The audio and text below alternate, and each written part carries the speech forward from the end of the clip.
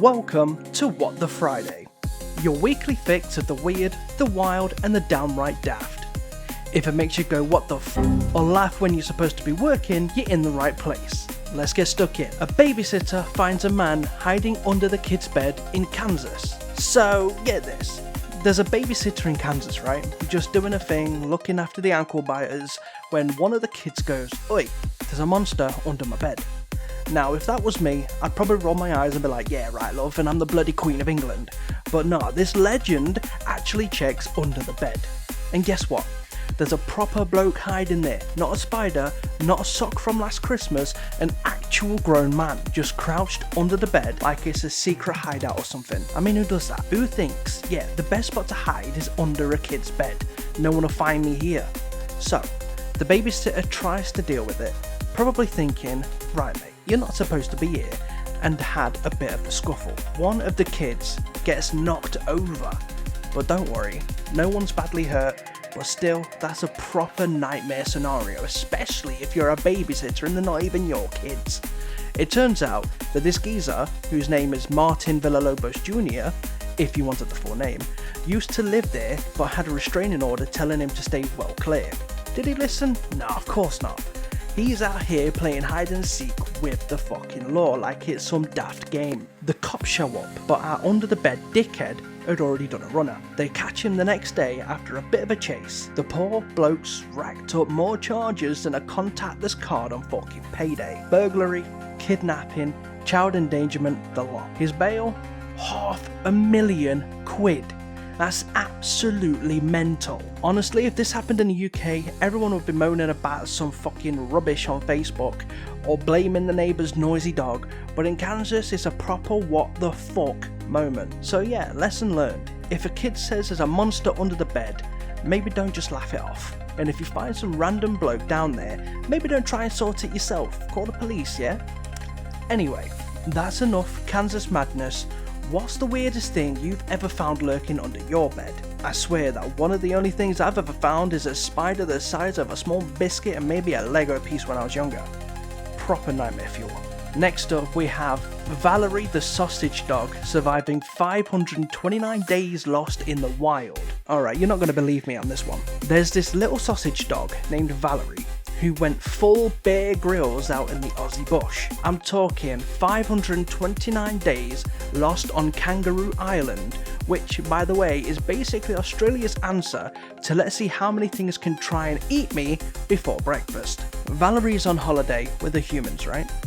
They pop off for a bit of fishing, leave her in the playpen, and next thing you know, she's done a runner. Classic. I mean, leave a British dog alone for 5 minutes in the raid in the fridge, but Valerie, she's off into the wild living her best life if your idea of a good time is dodging snakes, goannas, and whatever else Australia's got lurking about. Her owners searched everywhere, flyers, drones, the whole works. After a week, they had to pack it in and head home. Probably thinking she'd moved in with a nice kangaroo family or something like that, but no. Months go by and people start spotting her. Ears like satellite dishes, pink collar still on, just vibing in the bush. Now here's the bit that gets me. The rescue squad spent over 1,000 hours and drove 5,000 kilometers trying to catch this tiny ass dog. They tried everything. Cameras, traps, even a smelly old t-shirt from home. And it turns out that the secret weapon to catching a wild sausage dog is a whiff of your dirty laundry. Who knew? When they finally nabbed her, she just had a sniff, curled up in a crate, and went for a kip. Like, cheers for the adventure, but I'll have a nap now.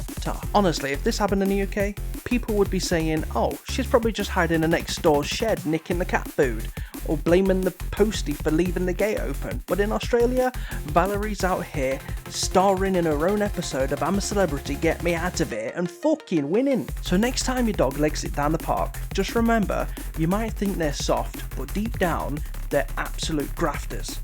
And apparently, sausage dogs are made of tougher stuff than half of the blokes I fucking know. The world's first sperm race held in Los Angeles. Alright, brace yourselves because this one is a proper mad one even for LA. Forget your marathons, your egg and spoon races, or even cheese rolling down a hill. Over in Los Angeles, they've just hosted the world's first sperm race. Yeah, you heard me right. Not a typo, actual sperm racing. In public. Welcome to 2025. So here's a lowdown. A bunch of young entrepreneurs, clearly with more imagination than sense, managed to blag $1.5 million to put on this spectacle at the Hollywood Palladium. Instead of athletes in Lycra, you've got two lads, Asher and Tristan, donating their samples, well, let's just say samples, which get plonked onto a microscopic racetrack shaped like the female reproductive system. It's all projected on a massive screen with a crowd cheering them on like it's the Champions League final, but for, well, swimmers. We'll just say swimmers. There's a fella in a lab coat doing the commentary. Instant replays, live betting odds, the works. Tristan's tadpoles take the win, and Asher gets doused in some suspiciously white liquid for his troubles, all in the name of raising awareness for men's fertility, apparently. But let's be honest, it's mostly for the bands. Honestly, only in LA could someone look at a microscope and think, you know what this needs? A live audience and a fucking trophy. But fair play, if it gets people talking about men's health, maybe it's not such a daft idea after all. So yeah, next time you're feeling a bit behind in life, just remember, you literally started out as a champion. And if anyone ever asks if you're competitive, just remind them, you've already won the biggest race going, mate. Mumbai company offers internships for 12 pence a month. There's this tech company in Mumbai, right, called Faklan Labs. They put out a listing for a back-end developer intern. Pretty standard stuff, except the internet lost its mind because the pay was 10 rupees a month. That's about 12 pence. Not even enough for a dodgy cup of tea, let alone your bus fare. Naturally, social media absolutely went off. People were joking, saying, Kia kijiyega itni dan rashika, which is basically, what on earth are you supposed to do with all that cash? Others were like, I'd earn more stacking shells at the corner shop, and someone even said, at least it's not unpaid, which to be fair, is a pretty grim benchmark. And here's the kicker. Over 1,900 people actually applied for it, for a role that wanted you to know everything from back-end development to AI machine learning, and probably how to make a decent biryani too. No fixed hours, no fixed duration, but hey, you get your 10 rupees, don't spend it all at once. But, plot twist, turns out it was all a massive typo. The company came out and said, sorry lads, it was supposed to be 10,000 rupees a month. Blame the bot, not us.